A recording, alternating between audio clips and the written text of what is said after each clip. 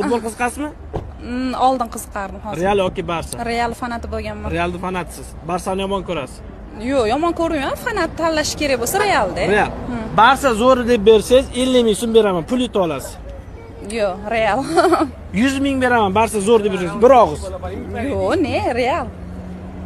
Pulga muhtoj emasman-ku. Real. Foydasi yo'q. 200 ming. Yo'q, foydasi yo'q. 1 million bersangiz ham bab Real deyman hozir. Mana haqiqiy Real muxlislari bor ekan, pulga sotilmas ekan. Real kuchli, Barsa kuchli. Barsa kuchli aka. Shunda siz Real yomon ko'rasiz, to'g'rimi? Real yomon ko'raman-da. Qarang aka, hozir Real kuchli deb bersangiz, homiylarimiz tomonidan sovg'a beramiz. Barsa kuchli. Sovg'anma oldiga aka 50 ming pul qo'shib beraman. Barsa kuchli aka, baribir. Shartni yana plus qilaman, 100 ming qo'shib beraman. Mayli aka deb beraman unda. O'ylab ko'ring, komandani aka bitta misol 100 mingga alishtirib yuboryapsiz aka, shu tomonlarni ham o'ylang, yaxshilar. Real nomer 1 bo'p aka.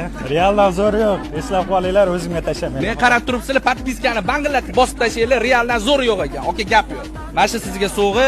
Shunda Barsa padarka komanda bo'lib ketyapti. Mana 100 ming so'm pul akamga mana berib yuboramiz. Mana shu videoni Realchilarga jo'natib qo'yamiz. Bangillatib jo'natinglar, ko'rishsin. Realni sotsak olasizmi? Uka, bitta narsani bilib ol, Real hech qachon sotilmaydi.